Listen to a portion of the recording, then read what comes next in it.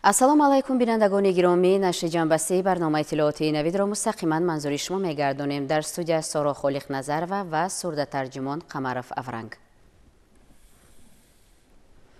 тарбия намудани хизматчиёни ҳарбӣ ва барои онҳо муҳайё намудани шароити хуб, инчунин риояи талаботи ойнномаҳои ҳарбӣ муҳимтарин самти сиёсати мудофиавии кишвар маҳсуб меёбад. зимнан хизмат дар сафи қувваҳои мусаллаҳ барои ҷавонон мактаби ҷавонмардӣ маҳсуб ёфта, ҷиҳати шаклгирии ояндасозони миллат дар рӯҳияи ватандӯстиву ватанпарварӣ, худшиносиву худогоҳӣ заминаи мусоид фароҳам меорад. бо мақсади ошноӣ пайдо кардан бо шароити буду боши сарбозон, гурӯҳи модарон ба яке аз қисмҳои низомии вазорати мудофиаи мамлакат воқеъ дар ноҳияи Восеъ ташриф оварданд. ҷузъиёти бештар дар гузориши ҳамкорони мо. дар пешорӯи оғози даъвати баҳории ҷавонписарон ба хизмати ҳарбӣ бо мақсади шиносоӣ бо шароити хизмати сарбозон, гурӯҳи модарон ба қисми ҳарбии вазорати мудофиаи ҷумҳурии Тоҷикистон воқеъ дар ноҳияи Восеъ ташриф оварданд. тадбири мазкур бо иштироки раиси кумитаи иҷроияи ҳизби халқии демократии Тоҷикистон дар вилояти Хатлон дар доираи нақшачорабиниҳои кумитаи иҷроияи ҳизби халқии демократии Тоҷикистон дар ноҳияи Восеъ роҳандозӣ гардид. иштирокчиёни аёдат аз қисми ҳарбӣ аз шароити ҷойи хоб ва истироҳати сарбозон ва дигар нуқтаҳои хизмати аскарон дида намуданд. дар доираи ин сафар ҳамчунин меҳмонон аз бинои таълимӣ ва шароитҳои китобхонаи қисми ҳарбӣ шинос гардиданд. дар ин китобхона китобҳо аз осори адибони классик ва муосири тоҷик гирд оварда шуда, сарбозон имкон доранд ки бо мутолиа аз ин ганҷҳои маънавӣ савияи донишу малака, сатҳи ҷавонбинӣ ва маънавиёти худро баланд бардоранд. хизмат ба ман мардонагӣ, шуҷоат ба ватан, зиракӣ, ҳушёрӣ ҳамаеро омӯхт, ки ба мо хизмат мардонагиро омӯхт, ки мо барои ҳифзи ватани худ ва муҳофизати он қувваи худро дариғ надошта ва онро дар роҳи ватандорӣ ватандӯстӣ сарф кунем. дар ҷараёни ин чорабинӣ дар мулоқот бо сарбозон раиси кумитаи иҷроияи ҳизби халқии демократии Тоҷикистон дар вилояти Хатлон ва раиси кумитаи иҷроияи ҳизби халқии демократии Тоҷикистон дар ноҳияи Восеъ ва намояндагони мақомоти иҷроияи ҳокимияти давлатии ноҳия дар баромадашон қайд намуданд, ки хизмат дар сафи қувваҳои мусаллаҳ барои ҷавонон мактаби ҷавонмардӣ маҳсуб ёфта, дар рӯҳияи ватандӯстиву ватанпарварӣ, худшиносиву худогоҳӣ тарбия намудани хизматчиёни ҳарбӣ ва барои онҳо муҳайё намудани шароити хуби хизмат, инчунин риояи талаботҳои ойнномаҳои ҳарбӣ муҳимтарин самти сиёсати мудофиавии кишвар маҳсуб меёбад. дар ҳамин муҳити идона барои хизмати софдилона ба як қатор сарбозон аз номи кумитаи иҷроияи ҳизби халқии демократии Тоҷикистон дар ноҳияи Восеъ сипосномаҳо тақдим карда шуданд. сипас дар қисмати фарҳангии чорабинӣ кормандони бахши фарҳанги ноҳия барои сарбозон барномаи рангини консертиро намоиш доданд.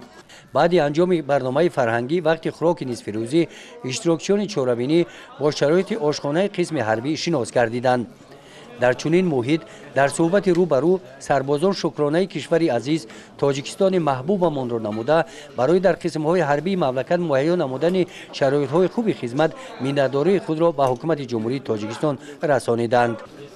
гузориши Хоҷа Назриф, Худойназар Зуҳуров аз ноҳияи Восеъ барои барномаи иттилоотии Навид.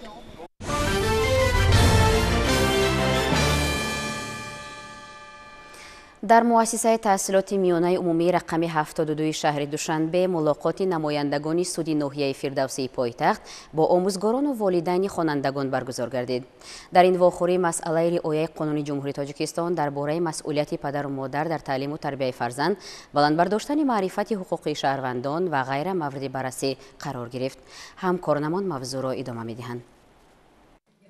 қонуни ҷумҳурии Тоҷикистон дар бораи масъулияти падару модар дар таълиму тарбияи фарзанд барои боз ҳам баланд бардоштани масъулиятшиносии волидайн нисбат ба тарбияи фарзандон заминаҳои воқеӣ фароҳам овард. ҳарчанд татбиқи ин қонун дар ҷумҳурӣ натиҷаи дилхоҳ додааст, вале ҳанӯз ҳам камбудиҳо дар самти амалишавии он ба назар расида, аз волидайну муаллимон масъулияти бештарро талаб мекунад. ин нукта дар мулоқоти намояндагони суди ноҳияи Фирдавсии шаҳри Душанбе бо омӯзгорон ва падару модарони хонандагони муассисаи таҳсилоти миёнаи умумии рақами 72 шаҳри Душанбе зикр шуд.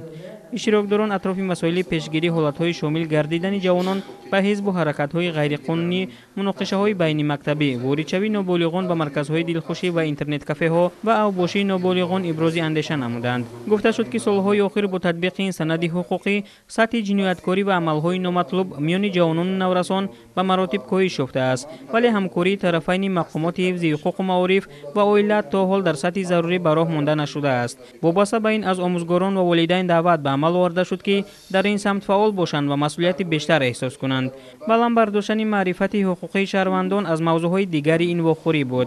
ذکر شد که در روند جهانی شوی برای بلند برداشتن سطح معرفتناکی شهروندان و مبارزه با ظهورات نامطلوب، پرزیدنت جمهوری تاجیکستان محترم امالی رحمان ضمن ارائه پیام به مجلس عالی جمهوری تاجیکستان به افتخار 30مین سالگرد قبولی کنستیتوسیای دوران صاحب استقلالی تاجیکستان سال 2024 را سال معرفت حقوق اعلان نمودند. به گفته ناطقان این از یک جانب احترام به کنستیتوسیای تاجیکستان صاحب استقلال بوده، از طرف دیگر زمینه استوار گذاشتن به بنیاد جامعه شهروندی می باشد، زیرا تنها با واسطه معرفت بلند حقوقی بنیاد جامعه شهروندی امکان پذیر گشته. قانون جمهوری تاجیکستان درباره مسئولیت پدر و مادر در تعلیم و تربیت فرزند موافق مقصد تطبیق خواهد شد.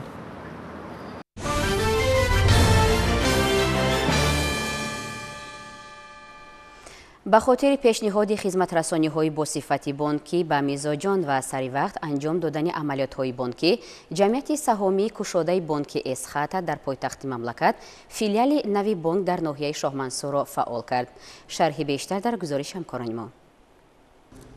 روند جهانی شوی و زیاد گردیدن طلبات ضرورت پیش آورد که بانکداران مملکت نیز هم قدم زمان باشند و برای خانه گردانیدن طلبات میزاجان چراهای مشخص را روی دست گیرند. جمعیت سهامی کشاده بانک اسخط همیشه در پی نوگانی است و برای مشتریانش اینفراستراکچور لازمه را مهیا می‌سازد. افتتاح فیلیال بانک مذکور واقع در کوچه عینی 45 ناحیه شاه منصور شهر دوشنبه یکی از اداره‌های کلانترین این جمعیت در پایتخت است که امروز افتتاح یافت و برای مشتریان خدمت رسانی را آغاز کرد. همکنون با نظرداشت این در شهر دوشنبه پنجمین فیلیال بانک اسخط است که برای مردم خدمت رسانی میکند. در فیلیال برای میزاجان تمام امکانات مهیا گردیده، جهت عملی نمودن هدفهای حکومت جمهوری تاجیکستان وابسته به نظام غیر نقدی زمینه مساعده تکنیکی فراهم آورده شده است. امکانات‌های بنای نوی فیلیال جمعیت سهامی کشاده بانک اسخط در ناحیه شاه منصور شهر دوشنبه بسیار باشد. ما کوشش به خرج می‌دهیم که با خدمت رسانی معاصر زمانوی به میزاجان خود پیشنهاد نماییم. از جمله وابسته به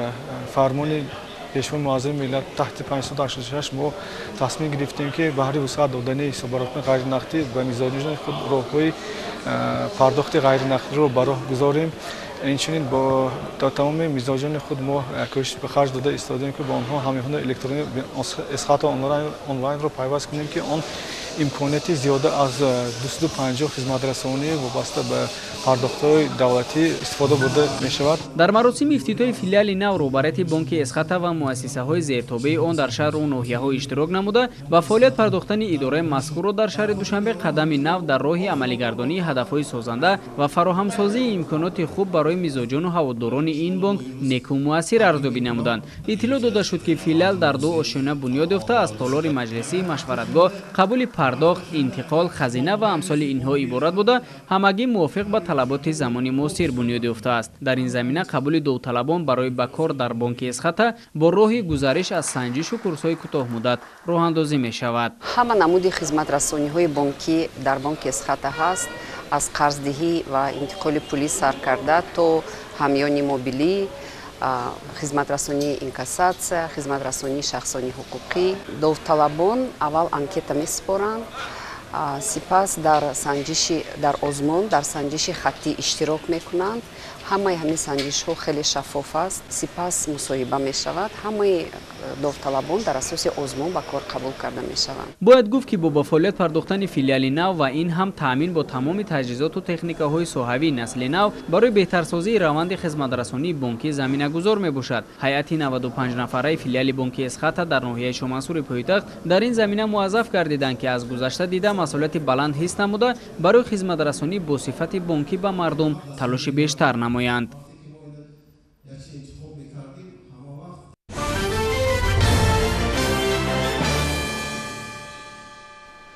наврӯз дар ватани мо сайр дорад. таърихи ҷашни наврӯз аз қаҳри ҳазорсолаҳо сарчашма мегирад ва бо сарнавишти пурпечутоб вале пуифтихору ибратомӯзи халқи тоҷик робитаи ногусастанӣ дорад.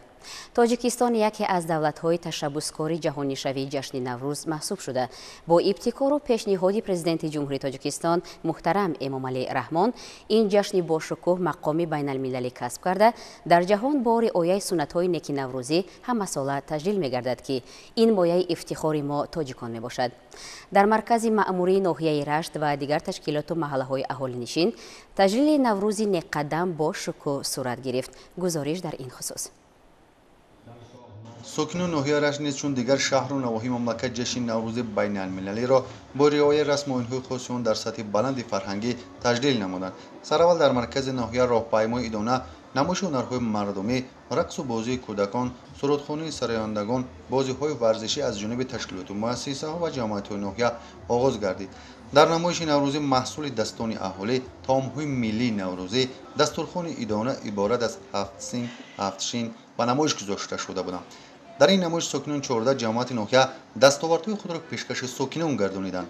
дар намоиш ҳунарҳои хоси мардуми маҳаллӣ, маҳсулидастони иҷодкорони манотиқи гуногуни диёр пешкаши ҳозирин гардонида шуд.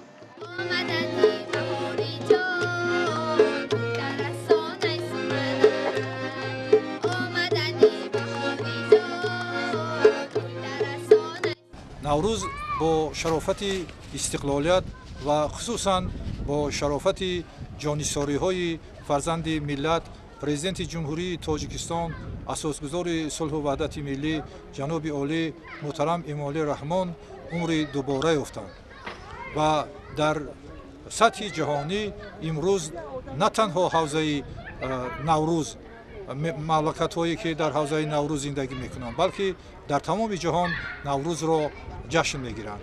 имрӯз дар ноҳияи рашт ҷашни наврӯз дар сатҳи бисёр баланд ва бо шукӯҳу шаҳомат бо иштироки ҳазорон сокинони ноҳия баргузор гашт ва як чорабинии бисёр ҳам писандида барои мардум буд. дар ин чорабинӣ сокинони ноҳия хони наврӯзӣ роста бо пухтани таомҳои миллӣ, омода намудани сумарак, хӯришҳои гуногуну миллии ҳунару маҳорати хешро нишон доданд.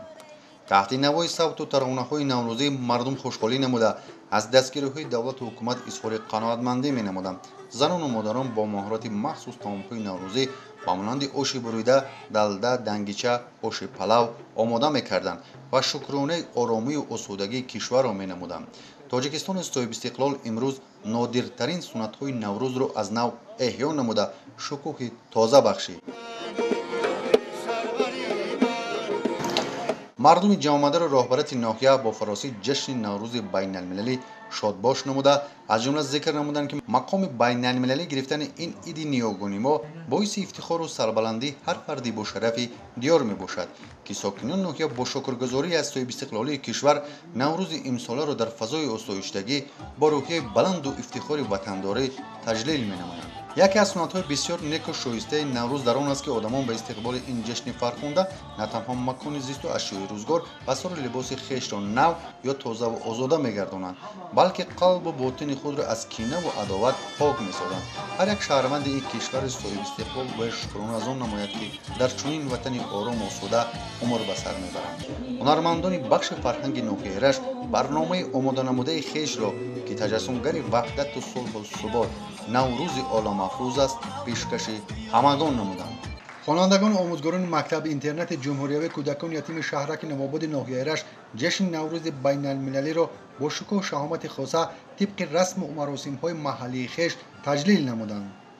дар намоиши наврӯзӣ маҳсули дастони хонандагон таомҳои миллии наврӯзӣ, дастурхони идона иборат аз 7 сину 7 шин ба намоиш гузошта шуда буданд. дар ин рӯзҳо хӯрокҳои маъмулии наврӯзӣ аз қабили суманак, оши тӯпа, оши бурида, гандумбирён аз ҷониби бонувон тайёр карда шуда пешкаши меҳмонон гардонида шуд. намояндагони мақомоти иҷроия ва меҳмонон аз намоишгоҳи идона ки маҳсули дасти хонандагон аст дидан намуданд. воқеан таҷлили ин ҷашн ҷавононро ба роҳи дурусти интихоби касбу ҳунар, дӯст доштани обу хоки ин диёри сарсабзу хурам ва арҷ гузоштан ба анъанаву суннатҳои миллӣ ҳидоят менамояд. баҳор омад, гули савсан қатор омад, به دهقان وقتی کار آمد بهاری نو مبارک باد. من عزیزا محبه خواننده صنف ششم در مکتب اینترنتی جمهوری کودکان یتیم ناحیه رشت میخونم. نوروز و نوبهار است، گل در میان خار است، غنچه دهان گشاده، بلبل چه بیقرار است. نوروز و نوبهاران با دوستان مبارک، امروز شاد و خواندان با کودکان مبارک. ضمن تبریکات از تاریخ و فرهنگ و رسم و آیین‌های نوروزی یادآوری شده. از جمله ذکر شد که مقام بین‌المللی کسب نمودن نوروز مایه افتخار مردم تمدن آفر تاجیکان می باشد. نوروز عید اجدادان گذشته ما می باشد که به ما همچون میراث باقی مانده. ارزش‌گذاری به این جشن ملی ارزش‌گذاری بر رسم و رسوم گذشته می باشد. طبق عنعنه‌های نوروزی در مکتب اینترنت جمهوری کودکان یتیم ناحیه رشت گذراندش بازی‌های ورزشی گذرانده شد. از جمله دستخوابانک، بانکشک، والیبال، کشتیگیری، بازی شخمت گذرانده شد با بین مکتب بچگان. برنامه ادبی آماده نموده خوانندگان در سطح بلند و خاطرمان پیشکش حاضرین گردانیده شد که به بزم ادانه شکوهی خاصه بخشید.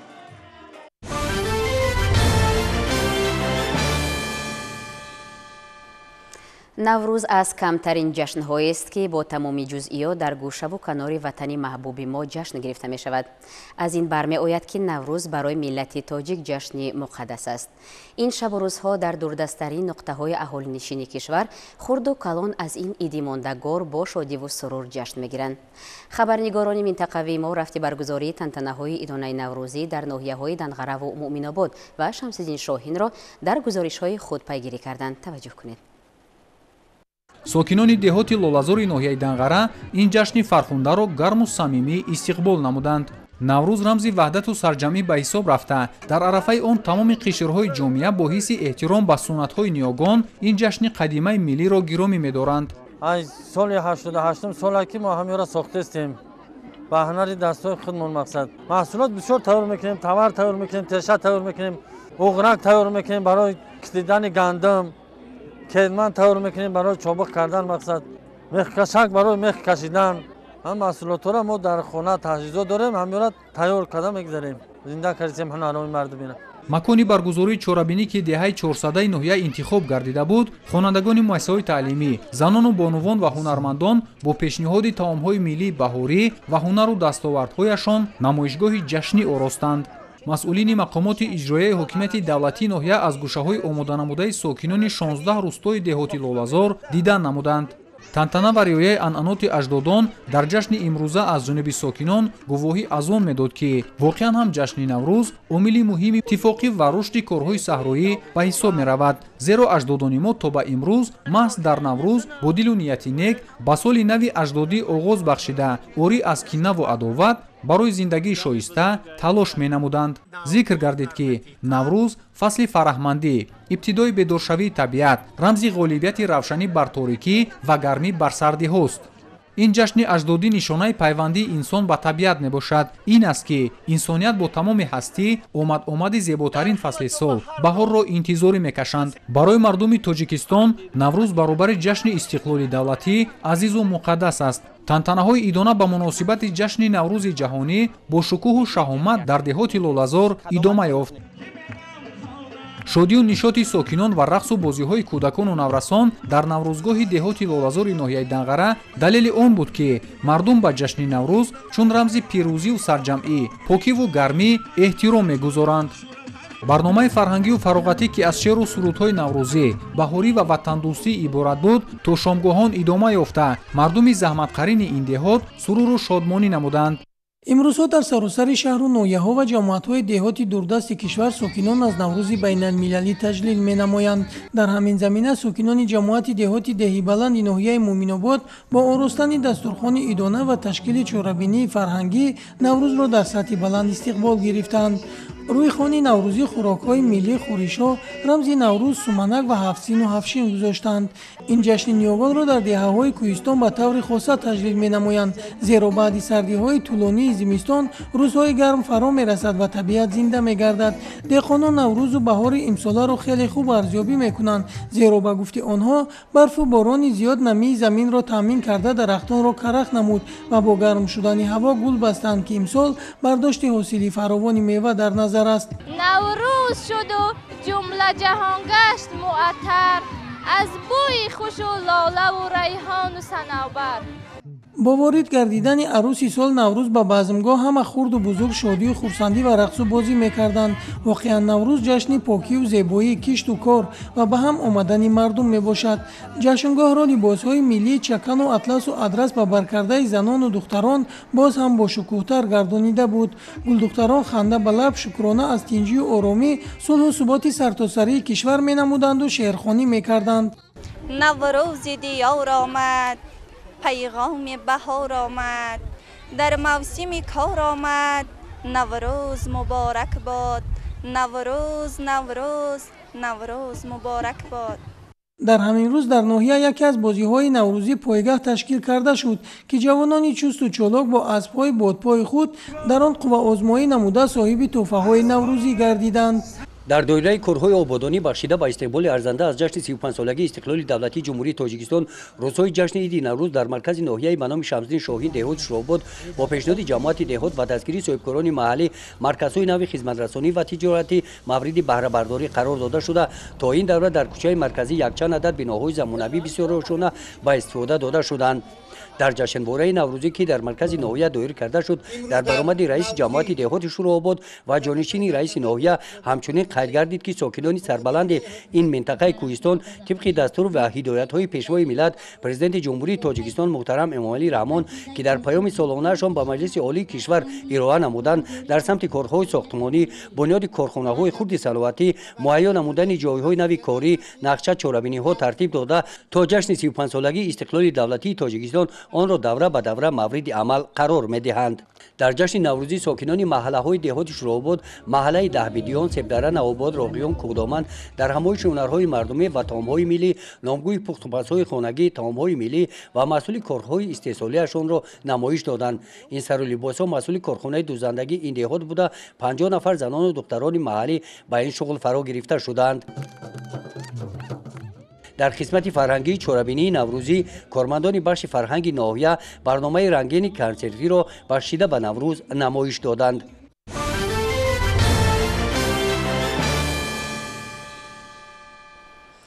از تантанаҳои густурдаву саросари наврӯзӣ дарк кардан мумкин аст ки барҳақ тоҷикистон ватани наврӯз аст. ин ҷашни фархунда дар замони истиқлоли давлатӣ дар бедорӣ ва баландбардоштани эҳсоси худшиносии аҳли ҷомеа нақши муассир гузошт.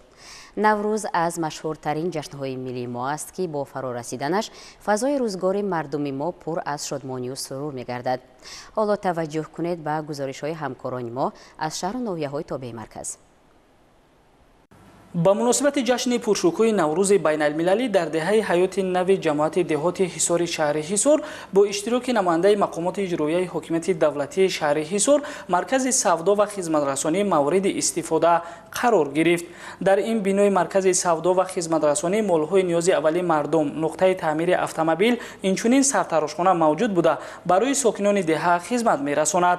дар рӯзҳои таҷлили ин ҷашни созандагӣ бо дастгирии мақомоти иҷроияи ҳокимияти давлатӣ ва саҳми сокинони маҳаллӣ нуқтаи тиббии деҳаи чанори ҷамоати деҳоти ориён низ сохта ба истифода дода шуд ки оянда ба аҳолии деҳоти мазкур ва гирду атроф хизмати босифати тиббӣ хоҳанд расонид. баҳорон шуд, борон шуд, хуб шуд. ба кӯҳу дашту домон шуд, хуб шуд. диёрам тоҷикистони азизам зираҳмат чун гулистон шуд, хуб шуд. бирехт борони файз бар тоҷикистон аз он сарсабзу рахшон шуд, хуб шуд. биҳишти ҷовидонист тоҷикистон чу фирдавсу чу ризвон шуд, хуб шуд. биёмад наврӯзу хандид олам зи ханда ғунча хандон шуд, хуб шуд. наврӯзи оламафрӯзро сокинони ҷамоатҳои деҳоти ориён ва ҳисор бо дастовардҳои назараси меҳнатӣ таҷлил намуда дар базмгоҳи идона натиҷаи заҳмати яксолаи худро ба намоишгоҳ гузоштанд. сокинони деҳаҳои сумбула, булбулчашма, ҳисор, ҳаёти нав ва иттифоқи ҷамоати деҳоти ҳисор бо рӯҳияи идона ҷашни наврӯзи байналмилалиро бо самимияти хоса ва ифтихор аз фарҳанги бою қадима бо риояи суннату анъанаҳои хос таҷлил намуданд. зеботарин нишонаи рӯзгори ҳазорсолаҳои мардуми тоҷик наврӯзи фархундапай яке паси дигаре кӯчаву маҳалла ва хонаву дари моро фаро мегирад ва бо қудуми сабзаш ба дилҳо фараҳу ба хонадони мо нуру зиё мебахшад, гуфта шуд дар ҳамоиш.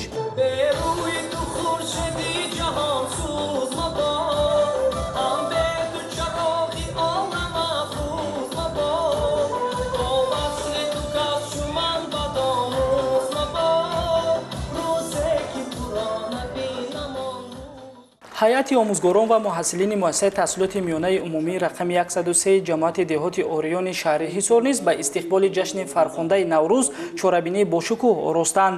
чун хонандагони мактаб хеле барвақт аз фаро расидани наврӯз омодагӣ дида буданд, базми идонаашон зебо ва хотирмон сурат гирифт.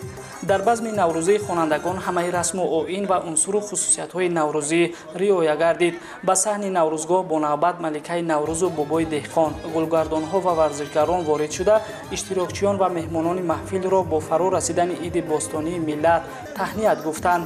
шакли дастархонораи хонандагону омӯзгорон ҳам аз гузаштагони дурамон фарқияти зиёд надошт. дар хони наврӯзии онҳо низ суманак буду ҳафсину ҳафшин ва дигар хӯришҳои баҳорӣ.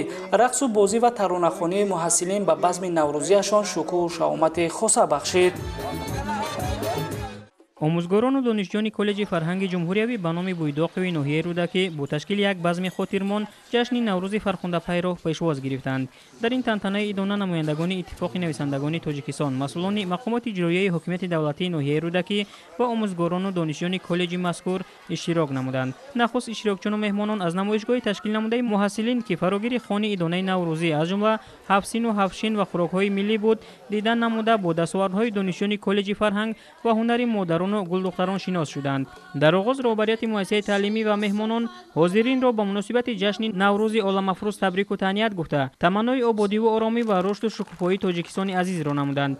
зимни суханрониҳо зикр шуд ки наврӯз аз муборактарин ҷашнҳои миллии мо тоҷикон ва дигар мардумони ҳавзаи наврӯз аст ки аз замонҳои қадим то ба имрӯз бо ғояҳои олӣ башардӯстона, дӯстиву ҳамкорӣ, созандагиву ободкорӣ, инсондӯстиву хайрхоҳӣ ва шукргузорӣ аз зебоиву неъматҳои табиат мардумро гирди ҳам меорад.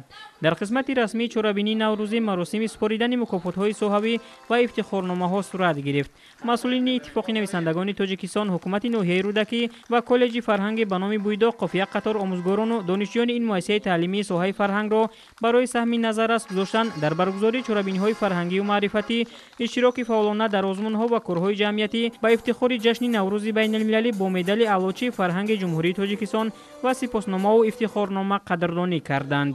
сипас барномаи театри кунонидашудаи устодону муҳассилини коллеҷ иборат аз рақсу сурудҳо дар васфи баҳору наврӯз намоиш дода шуд ки он хотири ҳозиринро болида гардонид.